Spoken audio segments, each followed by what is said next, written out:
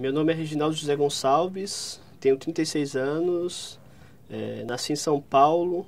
Então eu sou filho de nordestinos, né? Meu pai e minha mãe são pernambucanos e eles vieram para São Paulo em busca de uma vida melhor, né? E aí a gente se mudou aqui para Heliópolis. Eu tinha mais ou menos uns 4 anos de idade. Eu costumo falar que eu tive uma infância muito rica, né?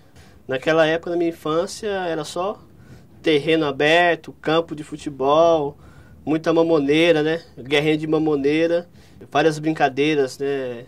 Bolinha de gude, peão, aquele solta-pipa, né? E naquela época, assim, eu não tinha um sonho específico de se tornar doutor ou professor. Eu só queria se tornar uma pessoa legal, uma pessoa decente, né? Eu falo que hoje eu já construí uma família, tenho 2 filhas.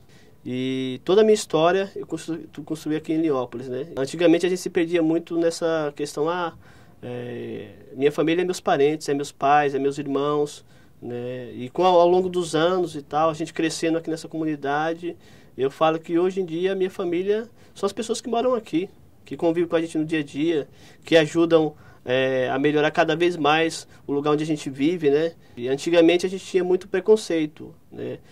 Quando eu vim pra cá e tal, eu lembro muito bem que meus pais, quando iam procurar serviço fora, não falavam que moravam em Heliópolis, né? Quando eu comecei a estudar também, eu tinha vergonha de falar de que morava em Heliópolis, porque era considerada favela, já falava só os favelados lá. E hoje em dia não, cara. Hoje em dia você vê aí, você fala com qualquer molecada, eu moro em Heliópolis e tal. Você tem orgulho de falar que mora em Heliópolis, né? Por quê? Porque Heliópolis cresceu, Heliópolis se desenvolveu. O Heliópolis é uma comunidade bacana de se morar, onde todo mundo conhece todo mundo. Mas eu percebi a importância da educação depois que eu comecei a atuar nos projetos sociais, né? Naquela época, faculdade era coisa de outro mundo. Se eu olhava assim, um cara que estava fazendo faculdade, estava estudando e tudo mais, se todo mundo se admirava com aquele cara, porque era uma coisa surreal. Pô, mas se o cara lá consegue, por que eu não posso fazer também? Por que eu não posso conseguir, né? E depois que eu entrei na UNAS, que eu comecei a trabalhar nos projetos sociais, abriu totalmente minha mente. O leque, né? É importante você estudar, mas é importante você estar entendendo o que está acontecendo no seu dia a dia. A educação não transforma o mundo, a educação transforma as pessoas, né? E aí as pessoas transformam o mundo, né? Sabe que você é um cidadão, você tem seus direitos e deveres, então vai muito mais além, né? São coisas que, infelizmente, às vezes eu acho que na escola não ensina tudo isso. E aí por isso que a gente precisa, sabe, desse ensino informal, né? Para você aprender isso aí. Porque naquela época, eu costumo falar que a gente não tinha muita opção, né? A opção que você tinha era a rua ali, né? E na rua você está exposto a tudo, que tem de positivo e de negativo. E hoje, o jovem de hoje tem opção. Continua tendo as mesmas coisas negativas, mas tem muita coisa positiva, muita coisa bacana que o cara pode olhar e pode falar assim, pô, isso aí é interessante, ó. Eu vou lá, vou me envolver. Eu tenho uma preocupação muito grande na questão da criação das minhas filhas, né? Então, eu tenho medo, né, de não ser um bom pai, sabe? De não poder dar tudo que elas merecem mesmo, realmente, né? Eu amo o que eu faço, né? Eu trabalho na rádio comunitária, né? Que é a rádio que traz informação, traz conhecimento para a população, sabe? Eu entrei na rádio porque eu queria divulgar meu trabalho como DJ. Eu não queria saber do bem-estar da comunidade, não queria nem isso aí pra mim, eu nem pensava na época, pra falar a verdade. O meu negócio era divulgar meu trabalho de DJ, valorizar o movimento hip hop, o rap, né? Depois eu fui perceber a responsabilidade que eu tava querendo assumir ali. Porque não era só ser um locutor, não. As pessoas te parar na rua pra falar dos problemas dela, de casa, até do problema familiar, sabe? Uma criança desaparecida que a pessoa vai lá e traz pra você achar os pais. Você acaba se tornando referência, né? E aí as pessoas te procuram mesmo. Eu estava fazendo a programação na rádio um dia e aí a polícia chegou. Naquela época a rádio não era legalizada ainda. E aí só tava eu na programação, né? Pois não, meu nome é Reginaldo, sou locutor aqui da Rádio Heliópolis e tal. Aí ele falou assim, quem é o responsável?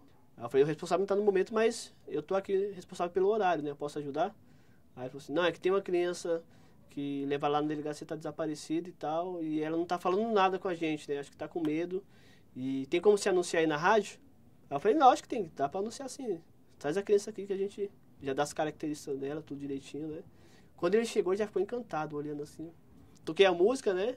E comecei a mostrar para ele como que funcionava os equipamentos.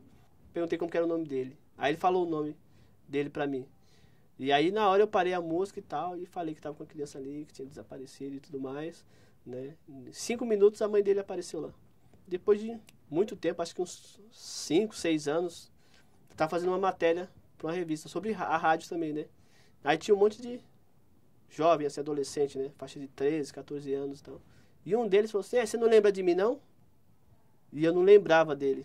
Eu olhei assim e tal, não consegui lembrar. Você não lembra, não. Eu era criança e tal, tava desaparecido e tal, não sei o quê. Ele tava com 13 anos, né? Agora, mais ou menos. Então, quem trabalha na rádio, quem trabalha no social, às vezes a recompensa, né, são atitudes como essa, né? Falando de futuro, né, eu acho que Heliópolis cresceu muito e a tendência é crescer mais ainda, né? Mas estou falando no aspecto da educação, no aspecto da cultura, né? Que a gente ainda tem que avançar muito ainda em relação à cultura, né? A gente tem muito artista aqui na comunidade, muita atividade cultural, mas não é tão valorizada ainda. Quando eu falo que a gente não lembra muito das nossas raízes, do nosso passado, né? É porque a gente também não relembra isso aí. A gente não faz as novas gerações saber de tudo que aconteceu antes para a gente chegar onde está hoje, né? E aí vem um projeto como esse, dá a oportunidade de você falar, de você contar, você comparar, né? Porque já fala, né? Memória, tá? Resgata nossas memórias. Desde pessoas que já são referência aqui na comunidade, até pessoas que, de repente, aí tem uma história muito bonita, né? Uma história bacana, uma história real, uma história verdadeira, né? De vida, que vai servir de exemplo pra gente, que a gente não conhecia, né? Em relação à juventude, que eu vejo, essa juventude aqui tem muito a oferecer, né? Mas o que eles mesmos alegam, às vezes falta oportunidade. E por eles ser novos e tudo mais, às vezes eles querem expressar seu sentimento, quer falar o que está pensando ali, mas por ser novo e tal, e estar no meio, num ambiente de pessoas de mais idade, ele fala assim, pô, minha opinião às vezes não vai fazer tanta diferença assim. E é o contrário, a gente quer que o jovem fale, que o jovem exponha a sua opinião. Só assim que a gente vai entender essa juventude aí e tal, e vai atuar visando o pensamento deles, né? Então, quando a gente teve essa ideia de fazer um seminário com jovens, a gente falou assim, vamos fazer um seminário com jovens e tudo mais. A primeira discussão que teve com os jovens foi em relação ao nome. Seminário. Para eles assusta um pouco, né? Porque eles acham que seminário vai ser uma coisa chata, uma coisa assim. Então, o que você acha que a gente pode fazer e tal, para mudar o nome, mas para criar um espaço de debate, de diálogo, e sair o nome Fala Jovem. É uma coisa bem impactante, né? Uma coisa direta e tem a ver com a juventude, né? Com o jovem. Então a gente quer criar um grupo e um espaço onde discuta e debata, né? Tudo que está acontecendo ali no dia a dia. Bom, ó, eu sou privilegiado, eu costumo falar, né? Porque eu tive a oportunidade de conhecer vários lugares através desse trabalho que eu desenvolvo aqui, né? Andar de avião, tive a oportunidade de ir para a França, conhecer Paris, através desse trabalho social, né? Eu não sou muito de cantar não, né? Mas tem uma música que eu gosto muito, que é a música do Gog, né? Que é o Amor versus a Guerra, né? Que ele brinca com esse trocadilho, né? O amor versus a guerra e tal, e ele conta toda uma história, né? Da importância do amor, né? E da revolta de uma pessoa e tudo mais. Porque eu falo, tem uma música do SNJ que chamou muita atenção, que nessa música ele falava assim, na escola a professora não ensinava nem o que é genocídio. E realmente na escola eu não aprendi o que era genocídio. E isso ficou encafifado da minha mente. Eu falei, pô, genocídio? O que é genocídio? Eu não sei o que é genocídio. Depois me fez refletir, falei assim, uma palavra tão forte como essa, sabe? E a gente não sabe, a escola não ensina pra gente o que é o genocídio, sabe? Né? Então é a música sendo usada como ferramenta de transformação, de informação, de conhecimento. Bom, o único recado que eu queria deixar é que você que está me assistindo aí agora, né? Sempre seja verdadeiro e real. Não tenha medo de expressar seus sentimentos, sabe? De falar o que você pensa e tal, com medo de pensar que que você está errado e que os outros vão pensar mal de você, né? Porque, na verdade, quem está certo e quem está errado? A gente não sabe, né? Então, o erro faz parte da nossa vida, do nosso dia a dia. Eu sei que eu vou errar muitas vezes ainda, vou ter muitos acertos e tal, mas uma coisa a vida me ensinou, né? Que não ter medo de errar.